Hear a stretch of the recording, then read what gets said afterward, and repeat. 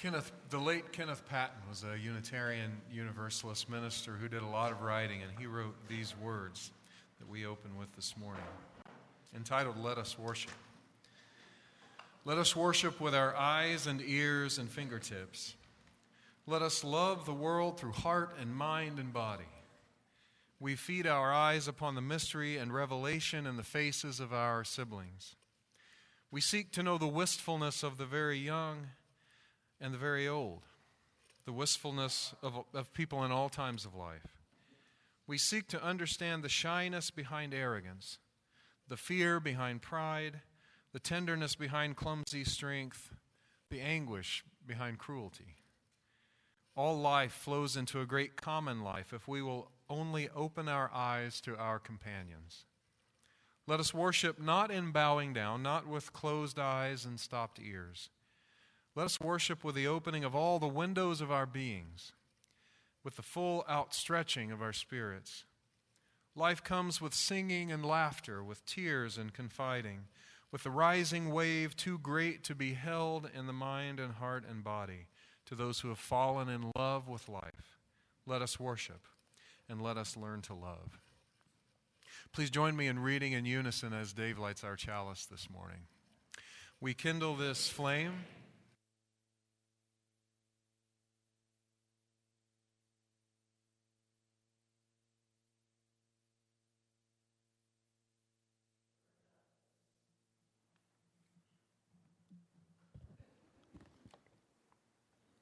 Good morning. My name is Dave Jude, your worship associate this morning. I'm so glad that you have joined us here at Valley Unitarian Universalist Congregation. We are an active, loving family, and everyone is welcome. Whoever you are, however you define yourself, whoever you choose to love, wherever you are on your spiritual journey, you are welcome here. It's one of our great joys to have visitors each Sunday. If you are visiting family this Thanksgiving weekend, or if you are here for maybe the first or second time just checking us out, would you please find the courage to stand so that we can welcome you more fully?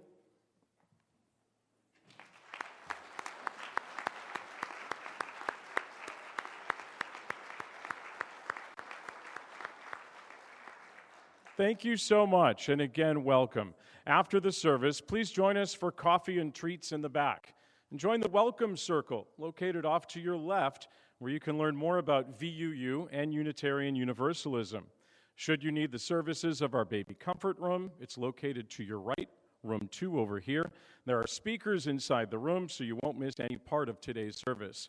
Also, for anyone needing a listening ear this morning, Janet Cantley is our pastoral care associate. There's Janet, and she'll be at the front of the sanctuary to your right after the service.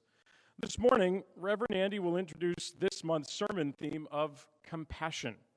My wife Teresa and I have a John Wesley quote framed and resting on the windowsill in our kitchen. You've probably heard it before, but it goes like this: do all the good you can, by all the means you can, in all the ways you can, in all the places you can, at all the times you can, to all the people you can, as long as ever you can. For me, that's how I would define compassion in action. At one point, our family of 4 was actually a family of 5. In the spring and summer of 2011, the Jude household was also home to a young woman named Shelby. She was 18, was a senior at the local high school, and a good student. But in April of that year, found herself couch hopping and essentially homeless, all because she refused her parents' demands to stop dating a classmate simply because he was African American. Shelby came to stay with us through a program run by one of the local churches that matched homeless teens in the high school with volunteer sponsor families.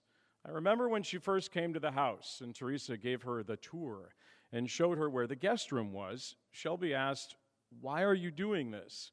And Teresa replied, "Because we can, and because it's the right thing to do." So why then is it hard for some people to comprehend compassion and stop for a moment to care about a fellow human being? I can't tell you how many times I've heard a particular in-law speak at family gatherings about how folks who are down and out need to pull themselves up by their bootstraps. This coming from a hypocritical individual who was bailed out of silly financial decisions earlier in his life by being able to file for bankruptcy. It frustrates me that he's so wrapped up in the "I need to make sure I get mine" mentality that he can't look past his selfishness and focus just for a moment on the well-being of others. As former President Barack Obama stated so eloquently at the eulogy service for U.S. Representative Elijah Cummings, there's nothing weak about kindness and compassion. There's nothing weak about looking out for others. Now, I'm not saying everyone should open their homes to total strangers. And the summer of Shelby, or so it became dubbed in our family, didn't really have what could be considered a happy ending. Sparing you the dramatic details and the many stories about her pathological lying mom who would give the current president a run for his money, it would be easy for Teresa and I to be soured by the experience. Shelby reconciled with her family and cut off all contact with us. But the end result wasn't why we chose to show compassion in the first place. Our hope was, and still is, that someday Shelby will realize that when she needed a helping hand, one was there, and that she'll pay it forward and do the same for someone else. I'm encouraged by the young people in my life, in particular my students at EVIT.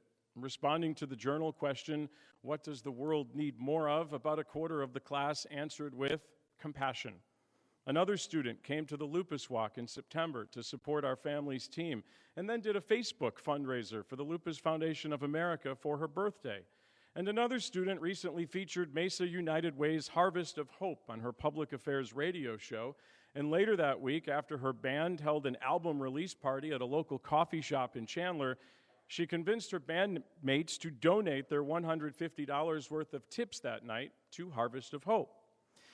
A Unitarian Universalist blessing that was a favorite of the late Reverend Ed Searle in Hinsdale, Illinois, my former congregation, goes like this: "May we find the world to be sometimes so beautiful, we will want it to be more so, more often, for more persons." And going back to what John Wesley said, for me, the world is a more beautiful place when we show compassion as often as possible and to as many people as we can. Once again, welcome to VUU, and let's worship together.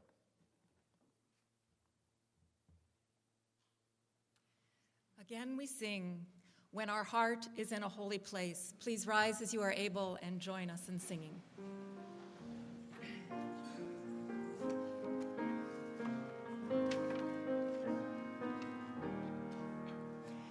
When our heart is in a holy place, when our heart is in a holy place, we are blessed with love and amazing grace. When our heart is in a holy place, Trust the wisdom. trust the wisdom of each of us, Every color, creed, and kind.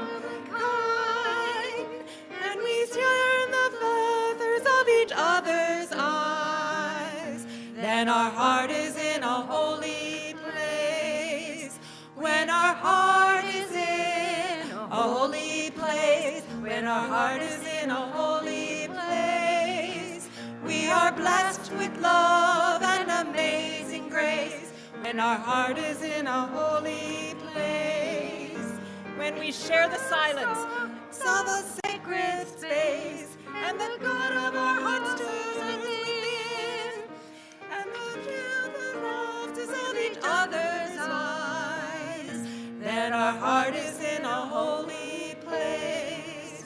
When our heart is in a holy place, when our heart is in a holy place, we are blessed with love and amazing grace. When our heart is in a holy place, when we tell our story from deep inside, and we listen with a loving mind, and we hear our voices in each other's words, then our heart is in a holy place. When our heart is in a holy place, when our heart is in a holy place, we are blessed with love and amazing grace. When our heart is in a holy place.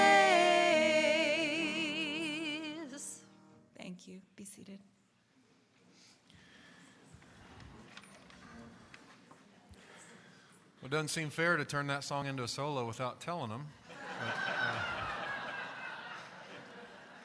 Thanks to the folks back in the booth for figuring that out, and thanks to you all for plugging right through. Thank you.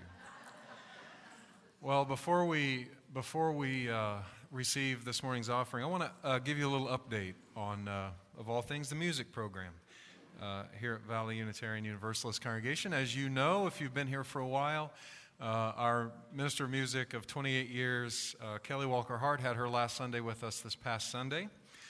And during the month of December, we have a wonderful group of lay people who are going to lead most of our services. And thank you so much to all of you, to Rebecca and Lisa and Sue this morning, and to all the other folks who do such a good job of leading music. Joan and the Chalice Ringers are here. Now that I've started naming people, I know I'll forget you, but we love you and really appreciate what you've agreed to do here in December.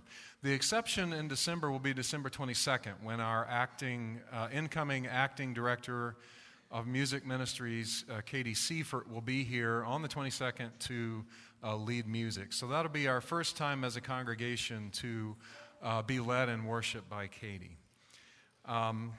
And our lay folks will also be helping lead the 7 and 9 p.m. Christmas Eve services.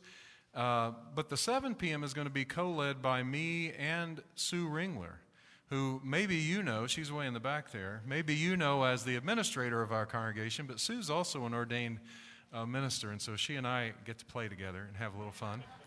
And we can't wait. So 7 and 9 p.m. on Christmas Eve, that's Sue and me and a wonderful team of members of the congregation.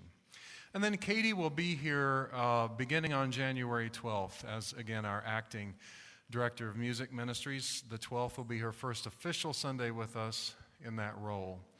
And the schedule is that we hope to have, of course, Katie begins in January, we hope to have a permanent person in by summertime.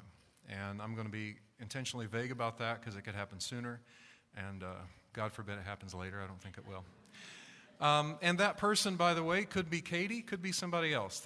We call this an acting position because we wanted to welcome Katie to apply for the permanent position. And so in a way, it's a lot of pressure on Katie because she does plan to apply.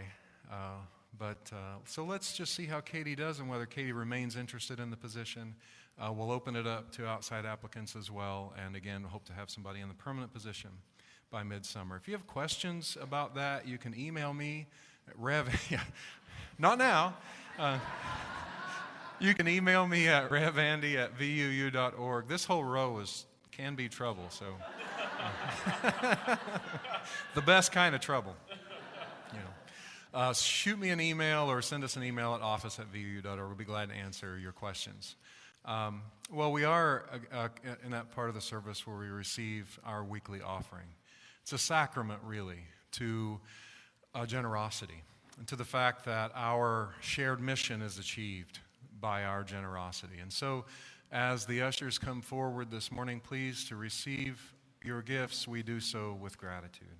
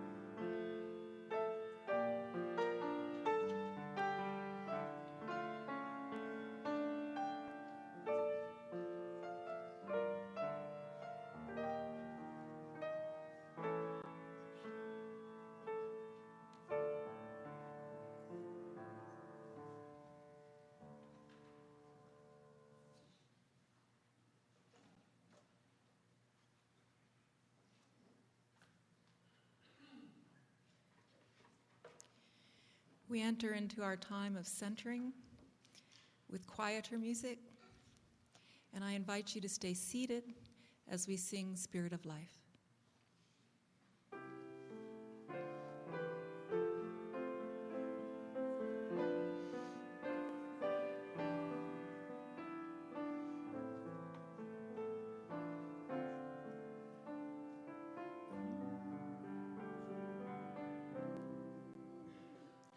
Spirit of life, come unto me.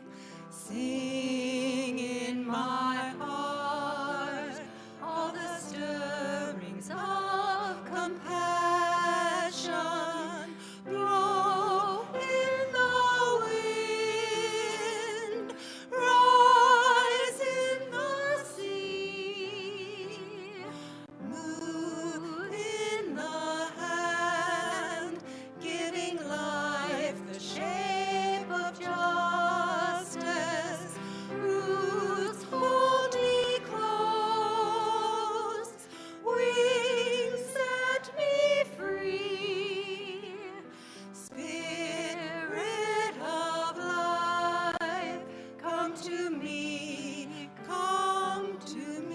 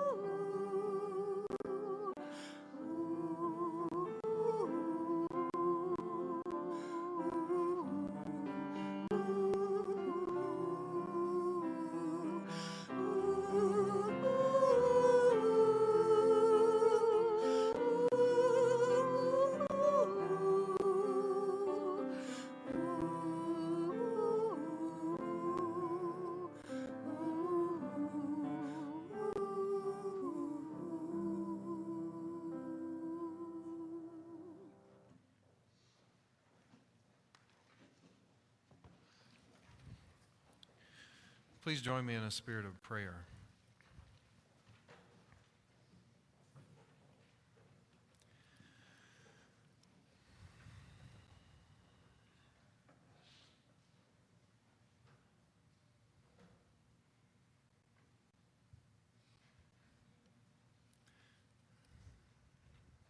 We're grateful for this season, a season that begins with a focus on gratitude and ushers in a time of light in which several of the world's religious traditions, including Judaism and Christianity, mark the return of light right at the longest night of the year. This season speaks to the resilience of hope in the face of overwhelming odds. May we feel that hope in our own spirits this season. May it prompt us to, as Wesley said, do all the good we can.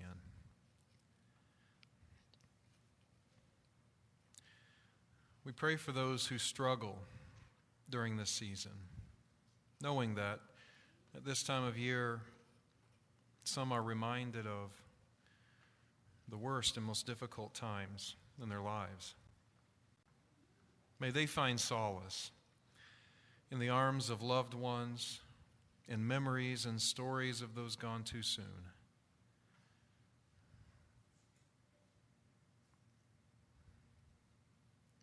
We pause to hold in our hearts the 13,795 people killed by gun violence in the United States this year, including 366 this week alone.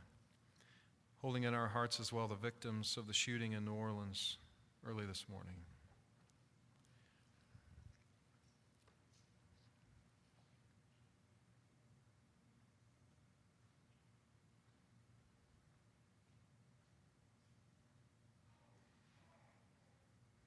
Most of all, may we be people of compassion. May the world be a better place because we were here, and may we know that it can be. Amen.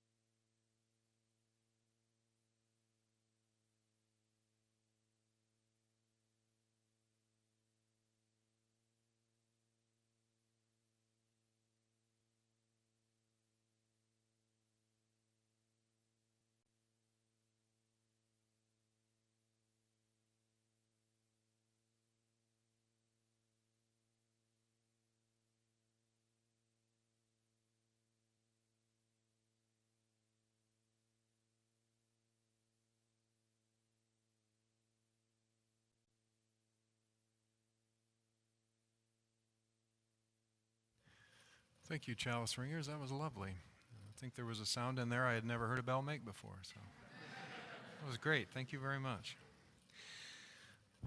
So I want to show a video now. It's about 3 minutes, and it's an animated video about empathy, which is an important part of compassion, or can be. And the speaking underneath is author Brené Brown. How many of you know who Brené Brown is? Yeah, okay. She writes about things like being a leader, being compassionate, boundaries, that sort of thing, and she's very good. So are we ready for the video? All right, about 3 minutes here.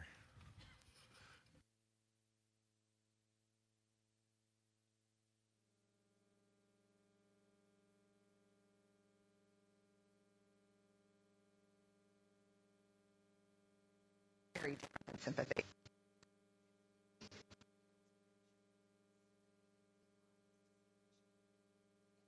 It very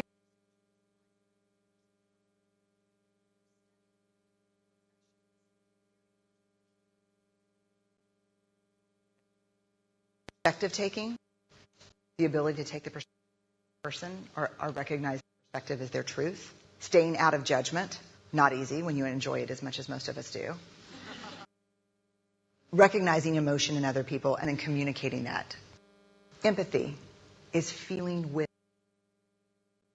Me, I always think of empathy as this kind of sacred space when someone's kind of in a deep hole and they shout out from the bottom and they say, I'm stuck, it's dark, I'm overwhelmed. And then we look and we say, hey, you can climb down. I know what it's like down here. And you're not alone. Sympathy is, ooh, it's bad, no, you want a sandwich? Empathy is a choice, and it's a vulnerable choice, because in order to connect with you, I have to connect with something in myself that knows that feeling. Rarely, if ever, does an empathic response begin with at least. Yeah. And we do it all the time.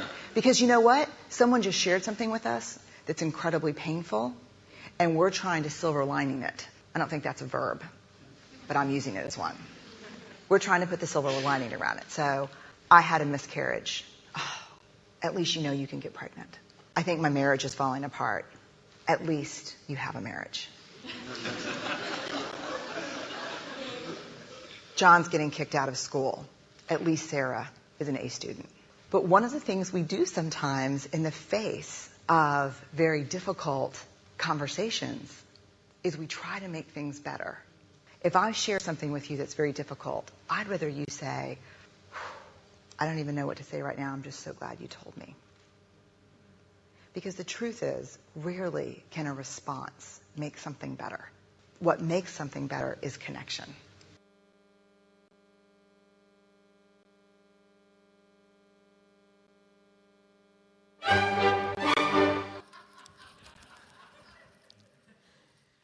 We'll get to the video in a minute. I want to critique it a little.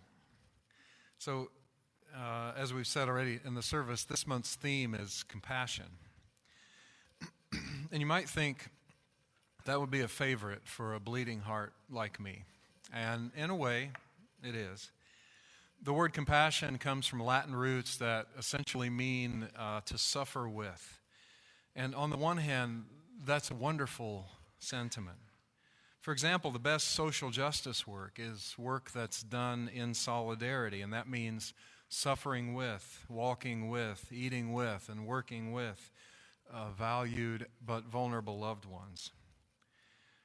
And it's been said so often that it's probably cliche now, but often when we're suffering, whether we're grieving a loss or we're ill ourselves or suffering some other sort of setback, we don't need advice often or sometimes even help exactly. We simply need faithful companions who know how to be present, to suffer with us without jabbering on or feeling the need to lighten the mood or saying something like, at least you have a marriage. Oof. It isn't always easy, but even simple wordless presence with people who are near death, the ability to sit alongside without nervously filling every silence, can be an invaluable gift. It means something when I'm in pain and I have a companion who can be there with me without trying to change that, but can sit in all the ugliness and pain with me. It seems we need people to have compassion, to suffer with us in our most vulnerable times. Still, I always enter into conversations about compassion with a little trepidation, because it seems to me a whole lot of people think compassion means identifying with someone to the point of losing your own identity. Sometimes when we're too quick to identify too much with someone, our compassion becomes a smothering kind of anxious caretaking that doesn't do anybody any good. After the sudden death of a loved one, all of us in my family were, of course, grieving. This was a death out of sequence, where the parents were burying their child, and there are few human tragedies more painful than that one. One of the funeral traditions where I'm from is that there's an open casket at the funeral home, and the family stands at the head of the casket and receives people in line to view the body at the pre-funeral viewing. People come through and say all sorts of things. They give hugs and they shake hands and they promise help in the future. Some things people say are really lovely. Some are not. One example of the latter is the person who came through the line and told the widow of the young man who had just died, "I totally understand what you're feeling. I got divorced last year." Well, friend, not really. These comments are sometimes just anxious reactions to stressful situations, and often they're a kind of over-identification with the person who is suffering. People want to express some kind of solidarity by telling their own story, rather than simply expressing their wishes for the person's healing, or often better, giving a hug and not saying much at all. Like the little bear in the video, we assume that we understand the feeling of the person. And like the person at the top of the hole, we feel like we understand the person so much that we can even tell our own story as a way of comforting. So far be it from me to disagree with one of my heroes, Brené Brown. In fact, I'm not sure I do, but I did notice something about this video. When the bear climbs down into the hole with the little critter who's struggling, he uses a ladder. I assume it's his ladder, and he leaves it there, presumably knowing he's going to need it to climb back out at some point. Now, when I first saw this video, I didn't notice the ladder at first. I was pretty aggravated at the bear and at Brené Brown for making the bear the hero. When the bear climbed down into the hole, I thought, well, great, now there are two people stuck in the bottom of the hole. Like those goofy old Western movies where the guy gets stuck in quicksand, then his pal jumps in to help him, and they both sink. What good is that supposed to do? I thought immediately of an experience maybe most of us have had. A friend comes to us complaining about someone else, that rotten boss of mine, that no good spouse of mine, those overbearing parents of mine said something that really hurt my feelings. I'm so mad, they tell us. And for many, the automatic reaction is to rise to their emotion, to be just as angry as they are, and try and show our solidarity. Oh, we might opine, don't you just hate that guy? He's terrible. We may or may not even feel that way, but it sort of comes out. And back and forth you go, lambasting the instigator of the hurt feelings until everyone feels temporarily better. Because when we're carrying a ball of anxiety, it feels better to pass it to somebody else for a little while. It may well feel good, but I would argue that it's not all that useful in the long run. In fact, in that example, we've probably made it worse by reinforcing positions that might not even be correct or may not even be felt a week from now. It might feel like it's compassionate to jump in and over-identify, but I would argue that that's not always the case. But that isn't the only way I think that over-emotional compassion can nab us. I've also watched the family of an addicted person, break themselves financially, bailing the person out of jail, paying for their housing, buying them a car. It's so hard to know what to do in those situations. And at the end of it, the person was still addicted and the family was absolutely ruined. Everybody was at the bottom of the pit together. No ladder. And almost every time at some point, the over-helping family member begins to resent the person they were trying to help. It's hard not to do it. I know. It's hard not to do it. That way of being compassionate is really seductive. It feels like it should be the right thing to do. I mean, you've given yourself away to people who are hurting. You've sacrificed yourself for another person. What could possibly be wrong with that? The problem is that at the end of that kind of helping, sometimes what's left are two people who are now suffering, neither able to help the other. Author Melody Beattie puts it this way: too much compassion means we don't believe in others enough to let them do what they need to do to help themselves. It's a way of telling them you can't. You can't handle your reality. You can't learn your lessons. You can't handle the truth, so I'll treat you like a child. End quote. Those are hard words for those of us who try our best to figure out what to do as parents. But when we do this, our anxious helping can prevent the person from growing through adversity and becoming a more resilient, healthy, grown-up person. A article in Psychology Today offers a different approach. It reads, think of it this way. Imagine you want to help a drowning friend. You jump in the water, but with all their thrashing about, you find that you can't help them, and you may even drown trying to help. Instead, you throw them a lifesaver. For example, giving an alcoholic information on AA. You give them a better chance to survive without a threat to your own life. You've empathized with their situation and offered a way out that can help them. The rest is up to them. End quote. Finding the line between compassion and over-compassion is not easy. If you're a parent or a caretaker for children, you've probably at some point had to decide whether you should help or step back.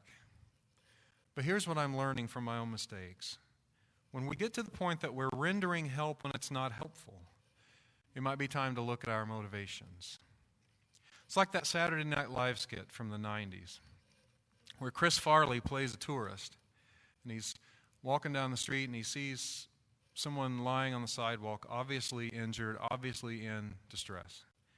He yells to everybody around to stand back, I know CPR, and he hits his knees and starts doing compressions of mouth to mouth. Well, at this point, the person on the sidewalk begins to struggle. They say, I'm fine, I've just hurt my leg. I don't need CPR. And this goes on for a minute or two, and finally Chris Farley holds them down and cries out, let me help you. Maybe sometimes we offer a little too much help out of our own anxious need to be helpful. I know I do. Back to the bear in the video. As I said, I was kind of grouchy when I saw the bear had climbed down into the pit, until I noticed, unlike the struggling friend, again, when the bear got down into the hole, he dropped down a ladder. To me, that implies a couple of things in my imagination. First, he's made a conscious decision to meet his friend at this low point. This wasn't an emotional reaction that just happened, a spark from one sentence that the person said. He carefully considered his decision to get into the pit. The friend wouldn't have made that choice, of course. The friend wouldn't have dropped the ladder and climbed in. They were in terrible pain. But the bear has made a conscious choice to join the friend there. I assume that the bear considered a range of responses. This is the backstory, you see. And figured out that this was the one that made the most sense. So the bear grabbed a ladder and went and sat with a friend. But the bear had an exit plan. And an exit plan that would work for the suffering friend too, in time. That's not a bad model of compassion for us, I think. It's easy to lose track of where I end and where another person begins. It's tempting to think that when my friend is angry at someone or sad about something, I have to feel the same way they do. When I do that, anxiety starts to bounce around between us. And the people that I love, and pretty soon I'm no help to them at all. There's this author, I think he was a seminary professor, Stanley Hauerwas, who called ministers, over-anxious ministers, a quivering mass of availability. I think any of us can become quivering masses of availability, ready to be sad or angry or hurt with whomever in our lives calls on us, needing someone to call on us to prove our own worth. At this point, lest you think I'm just an old grouch who doesn't like people, like those two guys in the balcony on the Muppet Show, let me say that I don't think of this as compassion versus no compassion. Instead, I wonder how we can be compassionate in a way that's helpful rather than harmful, that thinks about outcomes rather than only thinking about our input. I think it's largely about boundaries. Think of the cells that make up the human body. They're surrounded by this oily material that makes up the membrane. The membrane gives cells a shape and keeps them separate from other cells. If that membrane is broken down, the cell material oozes out, and eventually the cell dies. The membrane is just a boundary, but without that defining boundary, cells wouldn't be able to exist. So it's important for compassionate people to remember that they too are human beings with needs. The Dalai Lama once said, if you don't love yourself, you can't love others. You won't be able to love others. If you have no compassion for yourself, then you're not capable of developing compassion for other people. Psychologist Patricia Thompson offers 4 questions to ask yourself if you are starting to feel maybe resentful about some compassion that you're offering, or so tired of it that you can't look at the other person. Signs of maybe compassion fatigue, some folks call it, or burnout. She says, ask yourself, do you consistently put others' needs above your own? Not always the right thing. Do you avoid advocating for yourself so as not to make others uncomfortable? When you're around someone else who's struggling, and this is an important one, I think. When you're around someone else who's struggling, do his or her feelings become your own feelings and affect your sense of well-being? Do you talk to someone who's really anxious about something and go home and find yourself anxious about that thing that you didn't even know about until a couple hours ago? And finally, her 4th question, are you out of touch with your own wants and needs because you're so focused on the wants and needs of other people? If the answers to those are yes, maybe it's time to think about how you can grab a ladder before descending into the pit. What would that look like for you? Making time for art and music, making time for friends, readings from your faith tradition, meditation, whatever it is, it's worth it to keep yourself healthy. There is great joy in helping other people. But ignoring boundaries and shunning our own needs makes us more susceptible to burnout, makes us grouchy, and ultimately isn't that helpful to the person we're trying to help.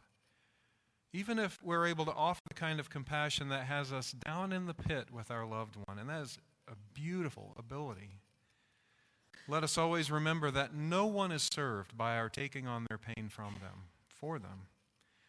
Instead, let us be the kind of friends and family members who can listen and be fully present and even offer help when it's asked for without losing ourselves in a sense of how we really feel. Then our compassion will be truly helpful and we'll live to be compassionate another day. May it be so. Amen. I'm going to invite you now to stand as you're able. And we're going to sing together a song that I'm told we haven't sang here, but maybe you'll know the melody. It's called Part in Peace.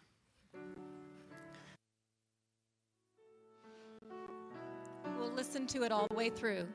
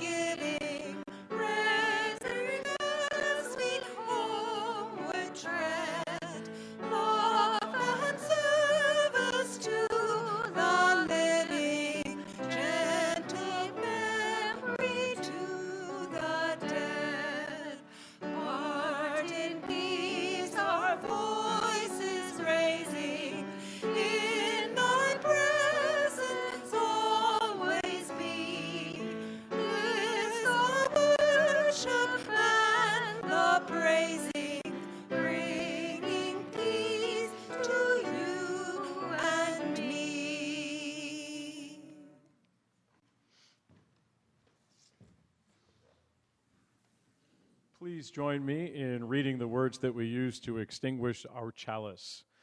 Though we extinguish the chalice, our connection to each other and this community remains. May its light guide us this week as we walk the path of justice, speak words of love, and fill our world with compassion until we meet again. If you are the parent of a child who's over next door, feel free to enjoy 15 minutes or so, grab some snacks, get a drink. You don't have to rush over. They're practicing for the pageant, and Marcy tells me they can use all the practice time that they have available. So, also, and on a more serious note, I want to say that if you have kids who like to run around, please keep them away from the back of the sanctuary. There's a big hole there where we've had to repair a water leak about 9 feet down, and it's marked off with caution tape. There's no ladder.